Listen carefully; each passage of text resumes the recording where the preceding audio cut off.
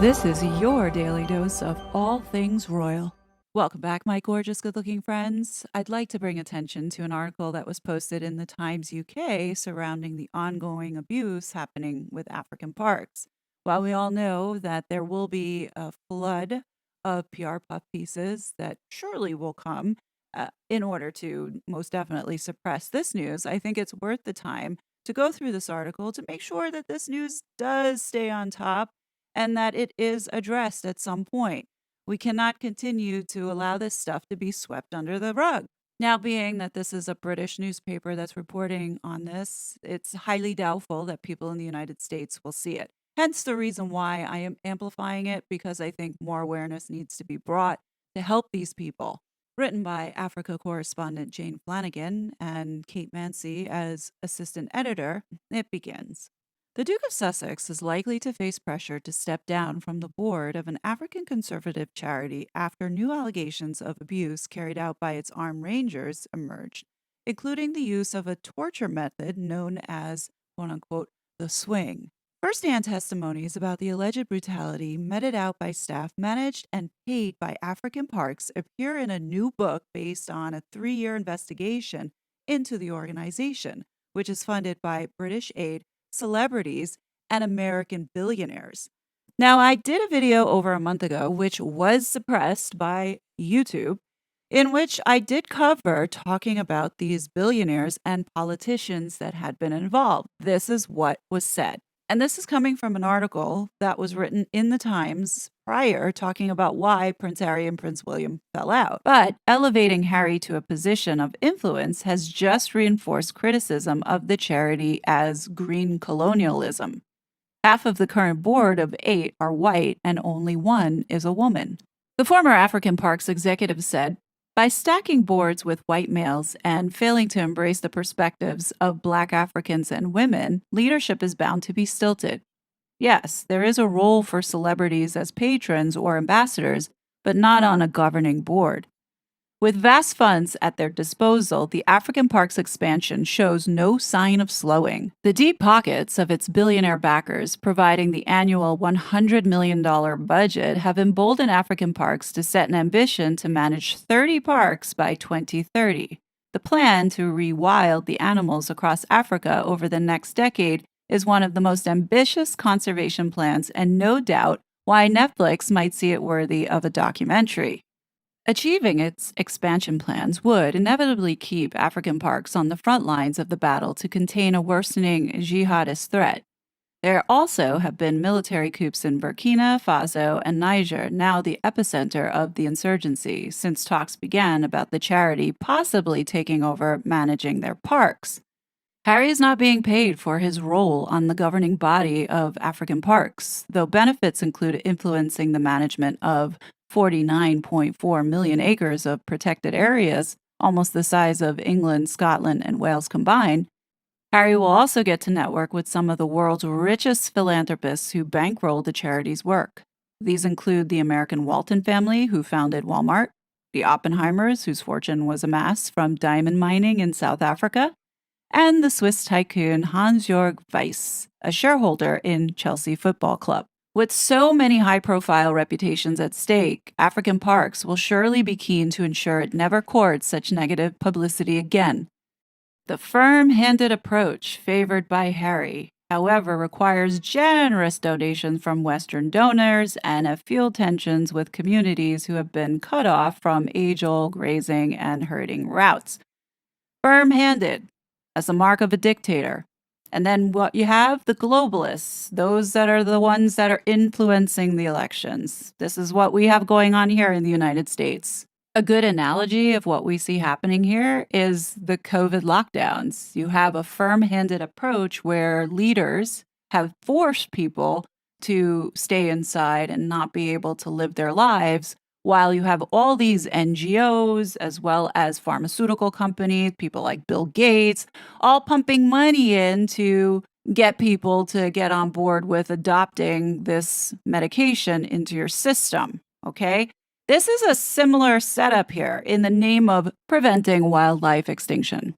Make no mistake, Harry's doing this with this totalitarian approach, not only to make money, but also to gain political power. No doubt, Harry's ego absolutely loves to see his name up in lights as a board of director connected to a charity that brings in over $100 million annually. This is a status thing for Harry, and he belongs to a group of elitist parasites who have no intention of bridging the equity gap and making the world a better place, but instead of profiting off of people's pain, which is why he did absolutely nothing when this was reported to the organization about the abuses happening. Given the fact that Harry comes from a long line of family members who belong in the military and service, Harry has some idea as to how the military and militia work, tactics, strategies. Like, let's not be naive to think that he is that stupid. I mean, this has been ingrained in him because this is really his family. Now, with that being said, and Prince Harry's power hungry quest to conquer the United States and any other place to compete with his brother, the facts are Harry was aware about this and he had no intention on stopping it. And the reason why I say that is because of the geopolitics involved with it. But getting back to this article, Entrepreneurs in the Wild by Oliver Van Beeman includes dozens of incidents of alleged abuse from interviews conducted with victims and those who claim to have perpetrated the abuse, including existing and former African Park staff. Prince Harry was the president of the organization for 6 years before being promoted to the governing board of directors last year.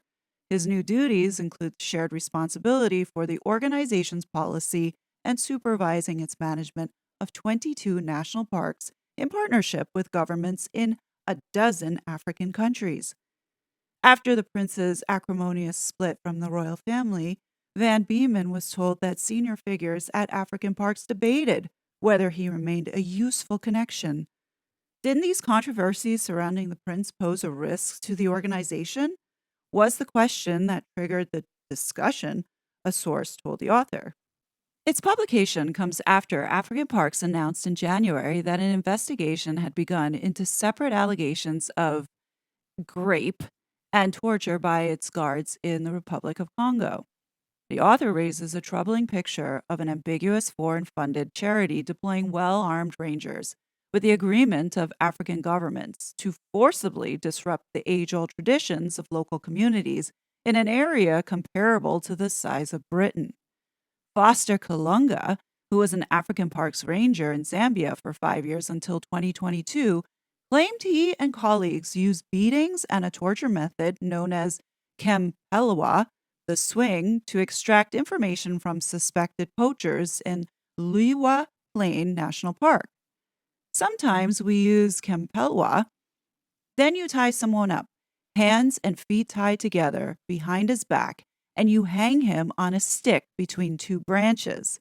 And then you spin him around while you hit him. Kalunga told Van Beeman. It doesn't last long because it hurts a lot. When he hangs there, he says everything you want, even things he doesn't know. African Parks claimed that Kalunga had been discharged for gross misconduct and said that they had no knowledge of the torture method being used by its rangers.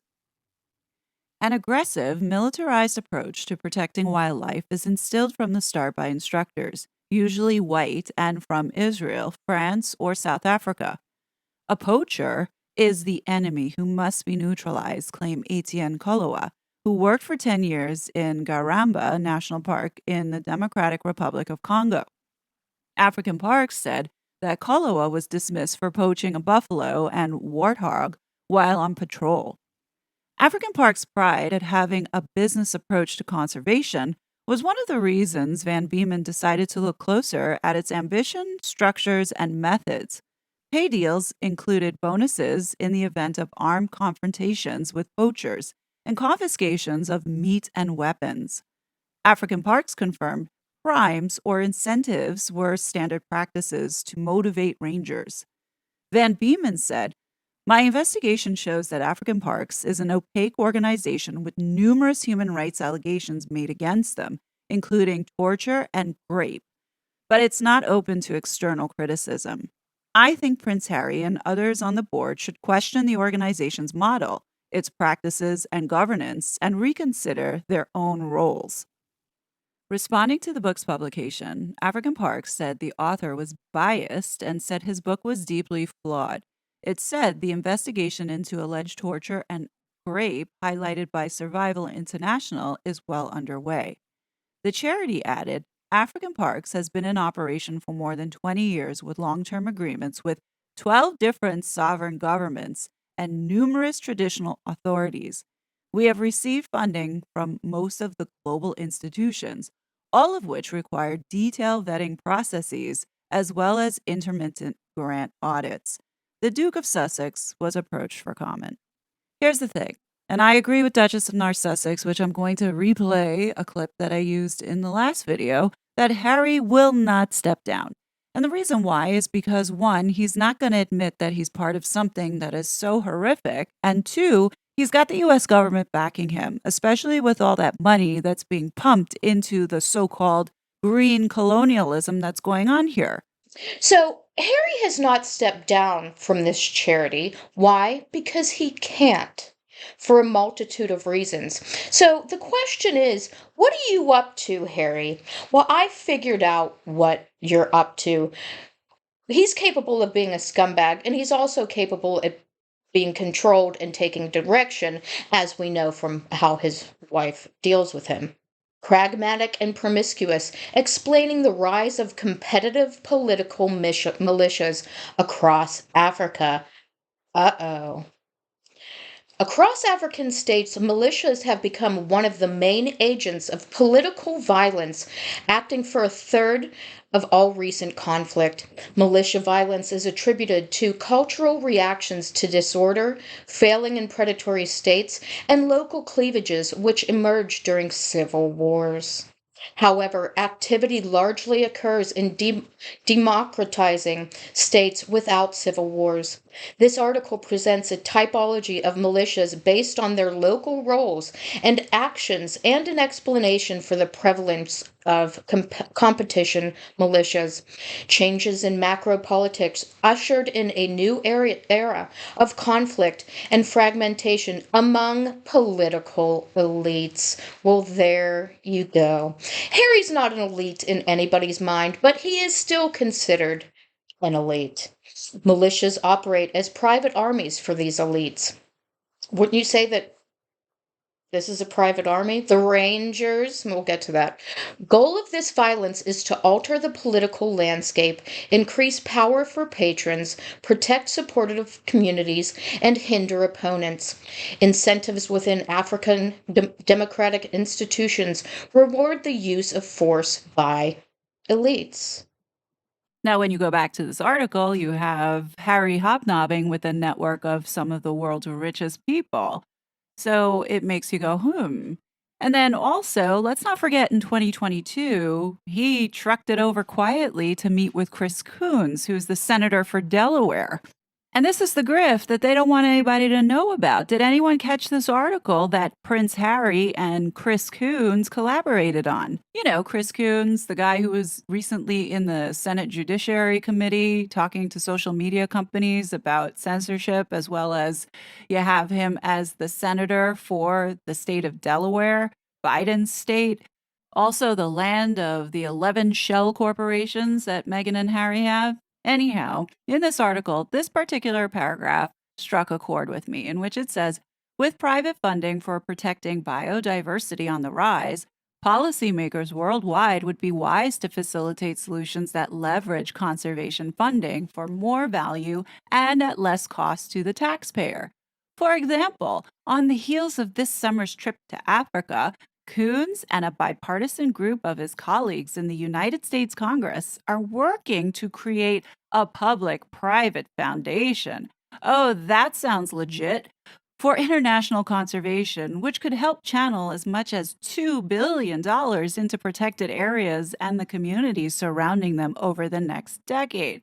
Wonder how much of that $2 billion is going to get lost on the way, if you know what I'm saying. America, we really need to get familiar with the lingo that the World Economic Forum is using because the United States is normalizing this language here. Chris Coons was in Davos this past January participating in a talk around economic security, along with leaders from NATO, Finland, Germany, and of all places, Meghan's homeland of Nigeria. Here is a sample on what you need to look out for when you hear the term stakeholders. Know that they're talking about the master, who are the globalists, and the slaves, us. Public private partnership is the government integrating with private companies. Guardrails, regulations, law, censorship. Collectivism. This is a term that they've been using a lot. Do it for the common good. Really, it's for the common good of these wealthy globalists. And what is this really boiling down to? It's essentially communism. And when they talk about equity, realize that it doesn't mean equality. Equity means, okay, if you're only going to get X amount of bread, then everybody else is going to get X amount of bread. And depending on your class, you might get a little extra bread, or you might get no bread, depending on if you said something wrong or had wrongthink online. We've already started to see flavors of this impacting our lives, so this shouldn't be a shock to anyone. Thankfully, a lot of us are waking up to the evil doings of these globalists, and we know that it's getting to them because this year they theme their whole entire agenda around rebuilding trust. And the biggest risk that they see at this moment in time, it's not hunger, it's not poverty, it's misinformation. If that tells you anything. Anyhow, what's interesting on this vision board probably looks like what Meghan's vision board looked like when she was trying to lock down Prince Harry, is key and focus on this board. It's not the United States, it's not Europe, it's not China, Russia, it's nothing about ending any wars. It's Africa, folks. Remember when Harry and Meghan went to the UN and Harry gave a speech for Mandela Day? Everybody thought that he was there just to give that speech, but folks, did you realize that that week on Wednesday, there was an Africa Development Day? We know that they stayed the entire week, so what else were they doing? Raise your hand if you heard about Agenda 2063. The UN has set up a framework to literally rebuild Africa, pretty much what you would call green colonialism. Exactly what Harry and all these billionaires are doing to rape and pillage the land, almost wiping it clean at this moment with this Agenda 2063. So, yeah, they have a black child as a representative of Africa, but I guarantee give it maybe 30 more years, you'll see the demographic shift. And what it does look like is the mass push to get Africans out of Africa. And that's what we're seeing here in the United States with all this migration. Not only is it Africans that we're seeing, we're also seeing Mexicans and Guatemalans. I mean, the United States now is becoming the dumping ground for the third world. And this is what is happening at this moment. So could it be possible that they're rebuilding all of Africa to start fresh with all this new infrastructure for now the wealthy elites to go over there? Hey, anything's possible at this point, at the rate that we're going and at the destruction of this country at the moment. Yeah, I could see that as a viable option for these globalists because why would they want to inhabit and live in a shithole? Because that's what America's becoming at this moment. So, getting back to Harry's militia with the African parks. So they want them to do the things that they've been doing. As a result, African democracies and states transitioning into democracy are not likely to be internally peaceful. So they're up for political change here, and we'll get to that too. So, getting back to Harry's militia with the African parks, and like what the Duchess of North Sussex had said, like they don't want this to stop because the reason to intimidate, torture, beat, grape these indigenous people is to force them out. As you can see, Harry is all on board with putting fences up, working with billionaires. I mean, there is a benefit that's going to help these billionaires. There's a benefit that's going to help the United States. I mean, we got to protect the land and we got to protect all its wonderful resources and make sure that the indigenous people do not have access to it because we want it, because we are greedy little bitches. Raise your hand if you believe that Meghan and Harry, as well as the people that Meghan and Harry associate with, really do care about getting these people out of economic poverty and helping them build better lives. I mean, come on now. Now, I'm not saying that Harry is doing this in Africa. What I am saying is that he's looking the other way because there's more benefits to him if he does. Now, I'm going to ask you to please just hang with me for just a little bit longer. I know that this video is long, but I want to talk about what has been going on here in New York City that is very much related to what the Duchess of Narcissus has been talking about.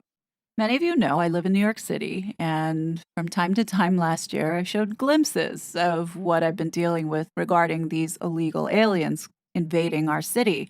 I'll be honest, the last couple months, I've been fearful to go outside and walk around because of the influx of these illegal people hanging out on the street in clusters. We all know that they are clustering in forms of gangs and they are doing drugs. And even last week, we had two police officers who got the crap beat out of them and nothing happened to them. So you almost wonder if this is what is happening here in the United States.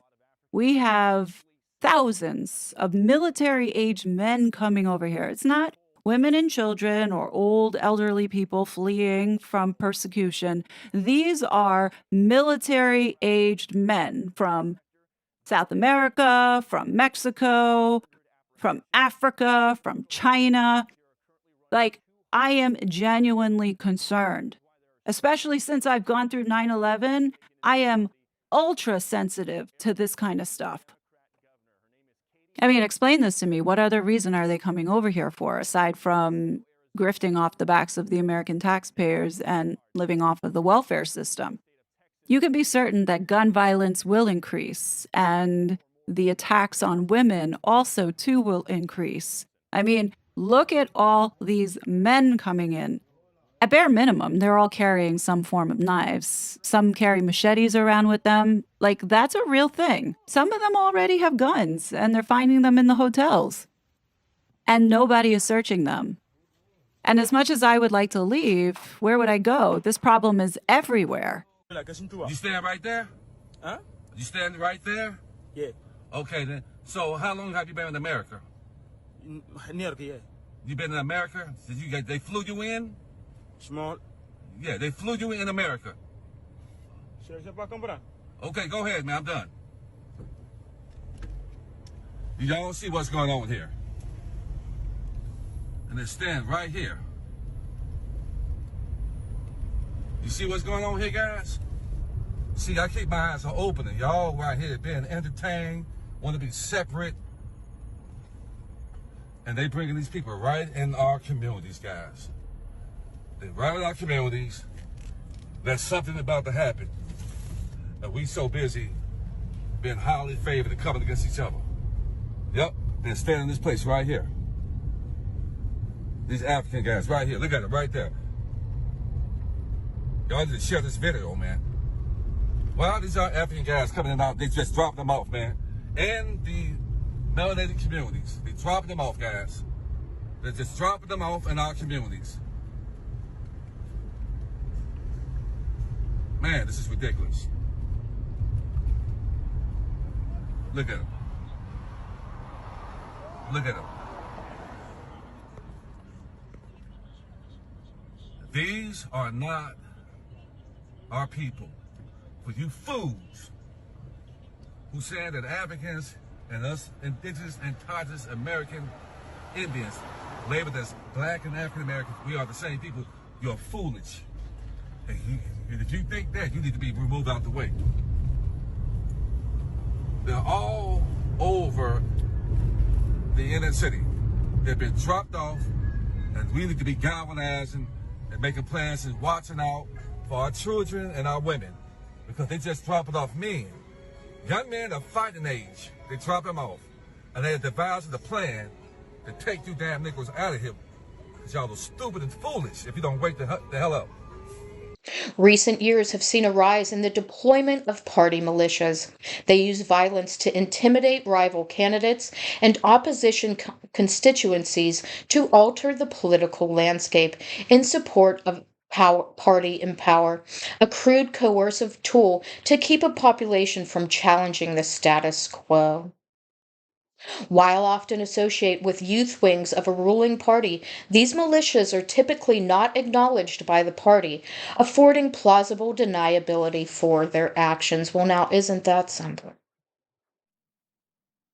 And this is exactly what is going on here. Elon Musk posts this. Biden's strategy is very simple. 1, get as many illegals into the country as possible. 2, legalize them to create a permanent majority, a one-party state. That is why they are encouraging so much illegal immigration, simple yet effective. And now that would make sense because if you flood the system with all these illegal people who are going to get welfare being taken care of, they're not going to leave. They'll never vote the current party out. This is so dangerous, folks, because not only is this going to rip this country apart, but it's also going to send us further into, an abysmal state to where we're going to end up being enslaved. Like, how do you avoid this if the system collapses and we have to support all these people? Then you see this community talk, you see this collectivism bullshit.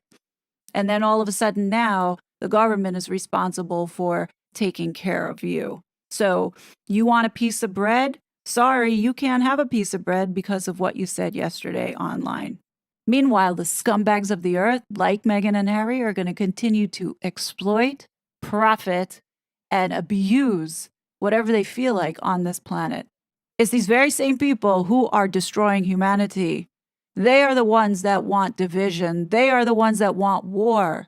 They know that if we're divided and distracted, then they'll get away with whatever. And that's what they're doing. And the worst thing about all of this is that they're using our money to cause these atrocities. Party militias are a threat to constitutional democracy. They operate outside the legal chain of command, commit human rights violations, and rely on violence against civilians. Well, based on the article and the allegations made against Harry's charity, that fits right into what a party militia is. Think about this. If you have these people terrorizing people in the city, like I'm seeing here in New York, I am terrified. Who's to say that come election day, people might just stay home and not go vote because of being too afraid to go to the ballots? This is the real what's happening in NYC. Eric Adams, who still pretends to be the law and order mayor. But if anything happens that involves an illegal alien, you can't do nothing to him. Again, I'm going to state to you what happens. The Milford Plaza is now a breeding ground of Venezuelan gangbangers, drug dealers, and pimps selling some of their women, their men, and their transgenders.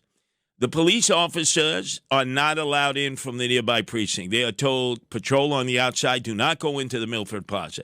That is true for other migrant centers. Over at the Roosevelt Hotel, police officers are not permitted to go in. All you got to do is talk to the cops. They assign 2 in uniform to patrol, just like you saw in that video. And I'm telling you that they're going to get bolder and more brazen. These Venezuelan gangbangers that Eric Adams invited into our city with no enforcement whatsoever now head out each morning and they go to nearby Home Depots that have parking lots, and I've described this before, and they go up and they see a woman with children or an older woman with her grandchildren or a bunch of women coming out of Home Depot, or it could be Target or wherever there's a parking lot. And then they say, oh, I'll carry it. I'll carry the bags. They learn a few English words. I'll carry it. And then they almost like forcibly grab the bag out of your hand and won't give it back when they walk you to your car until you give them a gratuity, a tip. Almost like you see in Times Square from those nudistas, the women who have no clothes on, who just paint themselves red and blue, and all those cartoon characters and superheroes. You need to know they're all illegal aliens. Open your eyes and ask yourself honestly if you think that you could go another 4 years in the same condition, having these kind of people like Meghan and Harry taking advantage and exploiting you.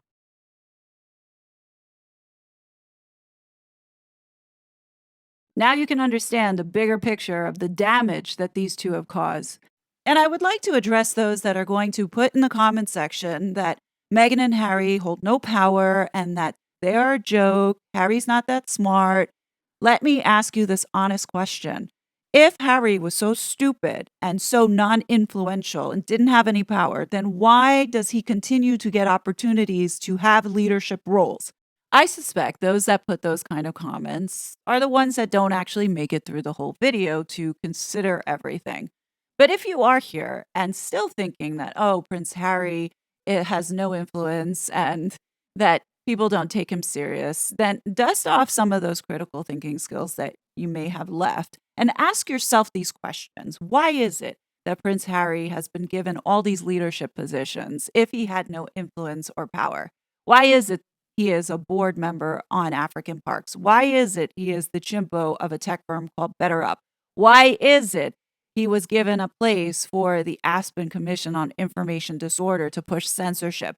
Why is it that he's still the face of Invictus Games? And why is it the US allows him to engage with our veterans and military? Why is it the Biden administration has been so opaque and non transparent about his visa? Ask yourself all these questions and really be honest with yourself to see if you could think that Prince Harry has no power, no influence in anything whatsoever.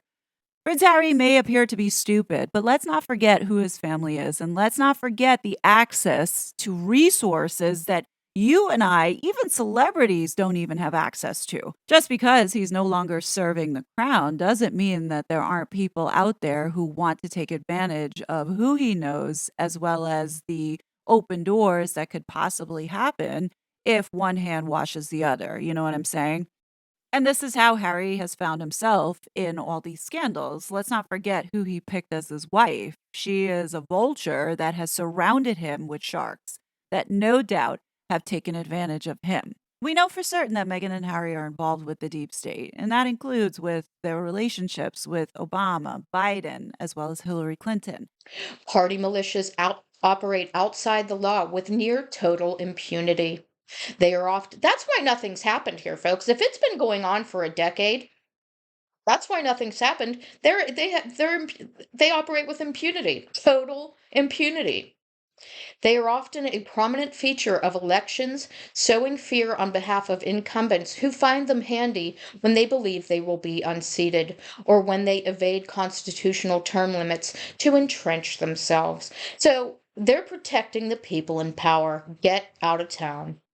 I hope this is starting to wake some of you up. This is bigger than Harry and Meghan.